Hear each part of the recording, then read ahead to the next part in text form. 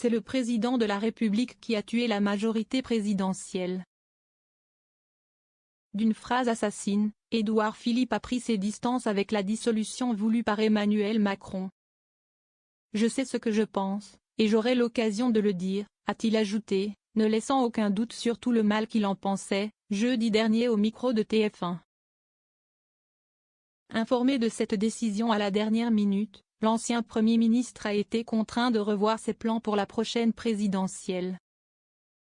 Ce grand chamboulement pousse-t-il le maire du Havre à accélérer dans la rupture avec le chef de l'État? Une nouvelle majorité.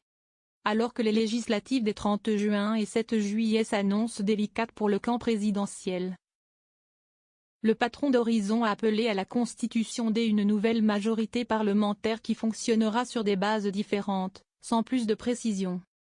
En déplacement en Dordogne ce lundi, Édouard Philippe a esquissé son plan, réunir de la droite conservatrice à la gauche social-démocrate. En clair, tout ce qui existera dans l'hémicycle le 8 juillet entre la France insoumise et le Rassemblement national. Une manière de recréer le bloc central cher à Emmanuel Macron, mais sans le président, pour cette fois mieux se rassembler autour de sa personne. Ce n'est pas une rupture, mais une émancipation, au sein d'une nouvelle majorité qui ne sera plus présidentielle mais parlementaire.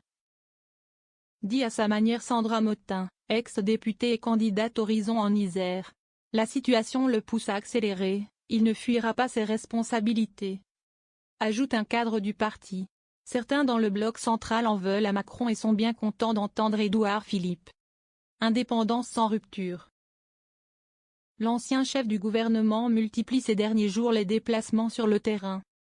Pour soutenir ses candidats, mais aussi ceux de Renaissance, du MoDem, et des LR. Le parti d'Édouard Philippe a étendu un peu plus son emprise sur le camp centriste, passant de 58 candidats en 2022 à 87 fois-ci.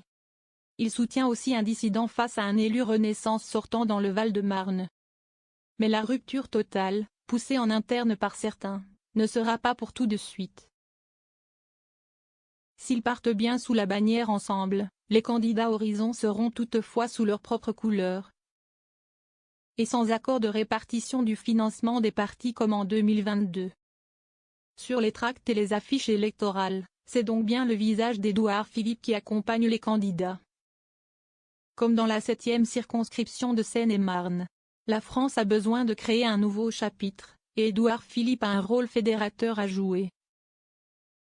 Justifie Christian Rebache, qui porte ici les couleurs du parti. Les gens ont déjà tourné la page Macron. Emmanuel Macron est désormais relégué au second plan, comme le maire du Havre lui avait d'ailleurs poussé le 11 juin.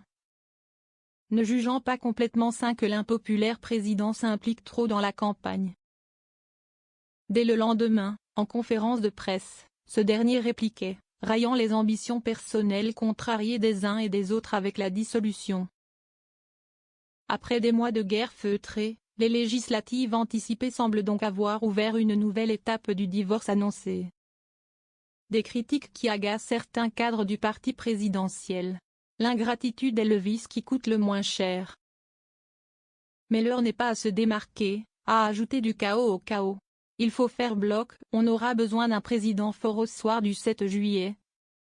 Tranche François Patria, patron des sénateurs Renaissance, qui met en garde, on n'a jamais vu de frondeurs en récolter les fruits. Où sont aujourd'hui les frondeurs de Hollande? Ils ont disparu. Si le patron d'Horizon a choisi d'accélérer dans sa stratégie d'indépendance, c'est que le bloc central pourrait bien être réduit à portions congrues dans la prochaine assemblée. Après avoir tué la majorité, Édouard Philippe craint peut-être que la bombe de la dissolution ne vienne aussi à bout de ses propres ambitions.